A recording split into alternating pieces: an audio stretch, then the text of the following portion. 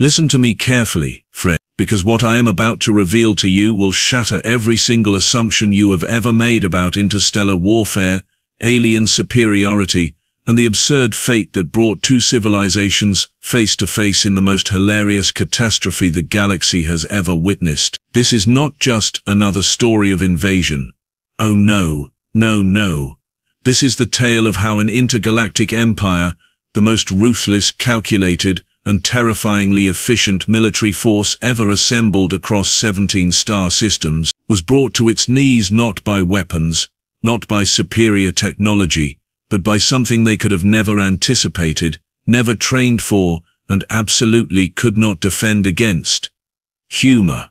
Pure, unadulterated, laugh until you cry human humor. Let me tell you how it all went down. I am Commander Vex-Throne, and yes, before you ask, that is my real name. And no, I do not appreciate the subtle mocking tone in your mental projection when you think it. I have served the Valorian Collective for 473 rotations, and in all that time, I have orchestrated the peaceful subjugation of 32 planets, coordinated the systematic dismantling of 12 advanced civilizations, and maintained a perfect record of conquest without a single incident, unprofessional conduct. My track record is immaculate. My strategy is flawless. My confidence is, quite frankly, unshakable, which is precisely why everything that happened next was so monumentally, catastrophically, hilariously wrong. The trouble began when we intercepted transmissions from a backwater planet called Earth. Yes, Earth. That insignificant blue marble spinning lazily at the edge of a galactic arm that nobody cares about. My superiors, Supreme Chancellor Varaxis and her council of 7 advisors, wanted to know whether these creatures represented any threat whatsoever. Their assessment, laughably incompetent.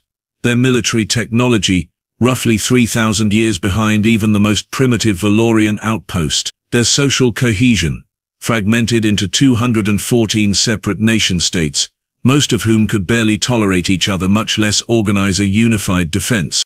So naturally, we sent an invasion force.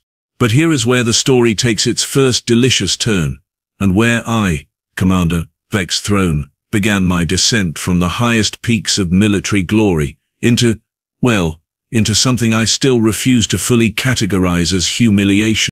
The preliminary strike force consisted of 1,000 of our elite warriors, equipped with plasma cannons, molecular disruptors, and enough firepower to reduce a small continent to radioactive dust. We descended on a location called New York City, a sprawling metropolis of approximately 9 million inhabitants, most of whom seemed to have absolutely no idea what was happening until the first landing ships appeared in the sky.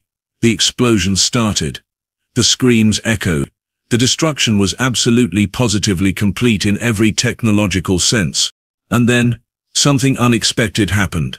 A human female, roughly 5'7" tall, weighing perhaps 130 pounds, with dark hair and eyes that conveyed a completely inappropriate amount of confidence for someone facing certain annihilation, walked directly toward our command center. Her name was Sarah Chinn, a comedian and late-night show host, whose career had until approximately 45 seconds ago consisted of making jokes about various governments and social issues. Behind her walked another human, Marcus Reeves, her former production assistant turned makeshift military liaison, who was carrying nothing more threatening than a coffee cup and an expression of profound concern about whether the approaching aliens had decent health insurance.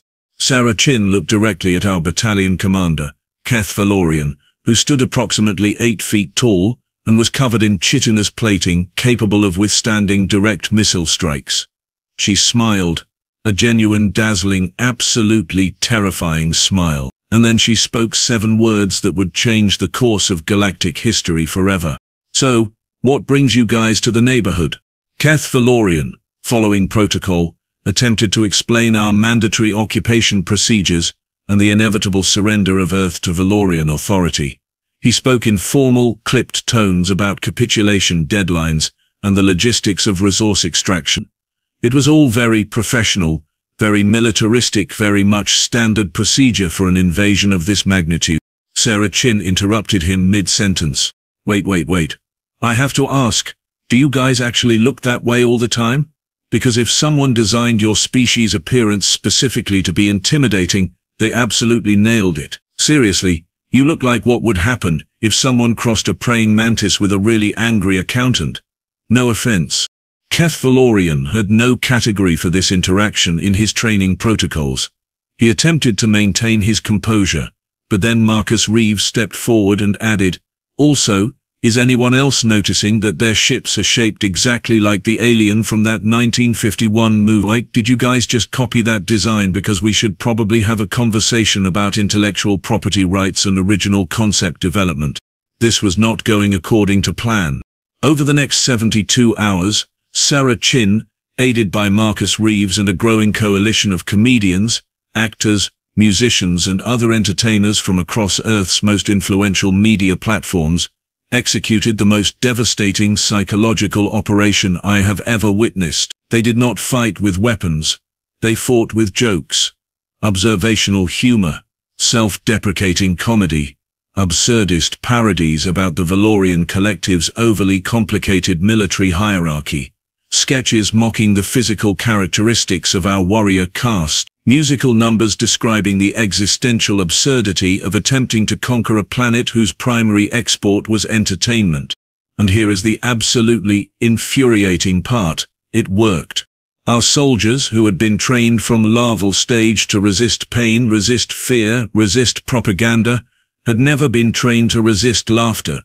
They were not psychologically prepared for their own military tactics to be described in comedic terms. They were not equipped to hear their battle formations mocked by 7,000 humans simultaneously broadcasting jokes across every available frequency. Morale deteriorated at a rate that our psychological warfare specialists had deemed statistically impossible. Supreme Chancellor Cole Veraxis demanded that I, Commander Vex-Throne, restore order immediately. So I gave a direct order. All communication channels broadcasting human entertainment content were to be jammed. All comedic performances were to be suppressed by any means necessary. But here is where things truly fell apart for me, personally, and where I discovered that the universe has a deeply ironic sense of humor. Sarah Chinn was arrested, detained in a holding facility, scheduled for interrogation to determine why she seemed to find the Valorian military so amusing. I personally oversaw her transport to the detention wing, confident that a simple communication from our command structure would silence her and her colleagues forever. She looked at me, smiled, and asked a single question that still haunts my consciousness cycle at night. Do you ever actually stop and think about how absolutely ridiculous this whole situation is? I did not answer her, but I am afraid, friend, that I began to think about exactly that question, and thinking, as it turns out, was precisely the problem.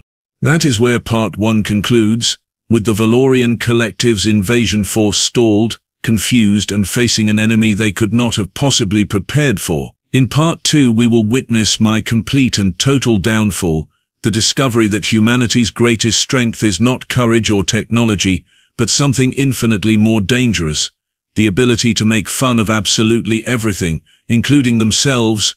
The interrogation chamber was designed with precision. Sterile white walls, harsh lighting. A single chair positioned exactly in the center, surrounded by holographic display panels, capable of projecting any known method of psychological pressure. I had used this facility 47 times before. Every single session had resulted in complete capitulation within 3 rotations. Sarah Chinn sat in that chair, restrained by molecular binding fields, completely immobilized. And she was smiling. "So this is the part where you threaten me with unspeakable horrors, right?" she asked, looking directly at the observation window where I stood hidden. "Because I have to tell you, Commander Vex-Throne, I have done comedy tours in Middle America. I have faced audiences who were actively angry at my existence. If you think anything you can do compares to that, well, I have some bad news for you about your intimidation tactics." I activated the interrogation protocols, pain simulations, sensory deprivation sequences, psychological pressure designed to break even the strongest human neural pathways. She endured it all with what I can only describe as professional detachment, occasionally offering commentary like, "Oh, that one kind of tickles," And you should really consider adding some binaural beats to this. The government shutdown thing is playing too predictably. After 6 hours I stopped the interrogation. Something was fundamentally wrong with this human. She was not supposed to be capable of this level of psychological resilience. Her neural structure should have collapsed under the sustained pressure. Instead, she appeared to be enjoying herself. I made a tactical error. I spoke to her directly. "Why will you not yield?" I demanded, my vocal patterns expressing genuine confusion for perhaps the first time in my entire military career. Sarah Chinn leaned forward within her molecular constraints, and her expression shifted from amusement to something more complex, something almost resembling sincerity. "Because you already lost," she said simply. "The moment you showed up in those ships thinking you could just take over, thinking you had it all figured out, you lost. Not because we have better weapons, not because we have some secret military advantage, but because you forgot something really fundamental." "Enlighten me," I said, though I was not certain I wanted to hear what came next. "You forgot how to laugh at yourselves. Somewhere in your 400 years of military dominance, you stopped being able to see the absurdity of what you do. You take yourselves seriously, all of you, completely serious. And that makes you brittle. That makes you breakable. Because the second someone points out that the whole thing is ridiculous, the whole system cracks. Against every regulation, against every protocol, against every rational thought in my commander's mind, I released her. What happened next sent shockwaves through the entire Valorian command structure.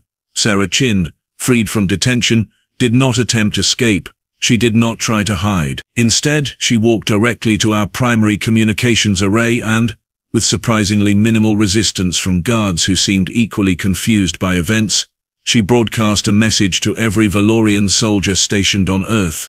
"Hi there, aliens. I am Sarah Chinn, and I want to talk to you about your employee benefits package. Because, and I mean this with absolute respect, it sounds terrible. 400 years of service, and nobody gets a vacation? Nobody gets a retirement plan? Come on, that is not management. That is slavery with better technology." She continued for 17 minutes, delivering what can only be described as the most brutal performance review in galactic history. She discussed the Valorian collective's military structure with the precision of someone who had actually studied our documentation. She highlighted the absurdity of our 17 different ranks of commanders. She mocked the impracticality of our exoskeletons. She questioned why, if we were so advanced, we still used traditional weapons instead of something more innovative. She highlighted the irony of a civilization that claimed superiority while simultaneously being incapable of understanding basic human humor. And then she did something extraordinary. She laughed. Not mockingly, not disrespectfully, but genuinely, warmly. The kind of laugh that suggested she found the whole situation to be wonderfully, absurdly, perfectly hilarious. That is when the mutinies began. Soldier after soldier began reporting to medical facilities, claiming psychological distress. Officers started requesting reassignment, citing philosophical differences with command objectives. Within 72 hours, the cohesion of the invasion force had deteriorated to approximately 43% operational capacity. Supreme Chancellor Varaxis, observing these developments from our command ship, demanded immediate escalation of military force. She ordered the implementation of protocol extinction, total planetary sterilization to eliminate the human threat entirely. That is when I did something that in retrospect has guaranteed my position as the most controversial and debated military figure in Valorian history. I refused the order. "No," I said clearly across all military frequencies, "I am standing down. All forces under my command are standing down, and I am recommending to the entire Valorian collective that we negotiate." The silence that followed was deafening. Varaxis demanded my immediate arrest and court-martial. But something extraordinary happened. 3 other division commanders sided with me. Then 5 more.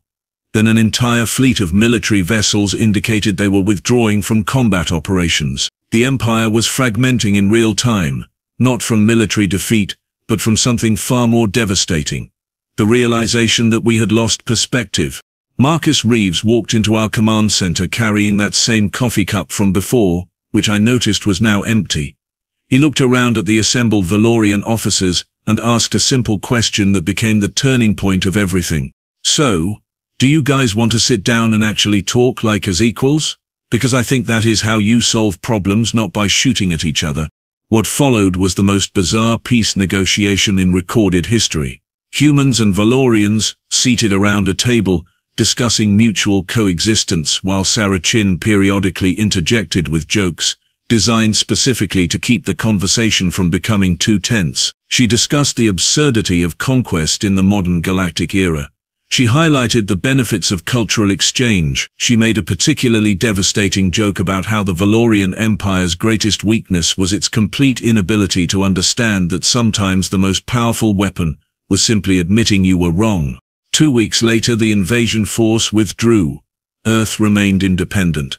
The Valorian collective underwent massive internal reform, including, remarkably, the implementation of mandatory comedy training programs for all military personnel, and I, Commander Vex-Throne, was reassigned to serve as cultural liaison between our two species, a position that my superiors clearly designed to humiliate me, though I have come to genuinely enjoy it.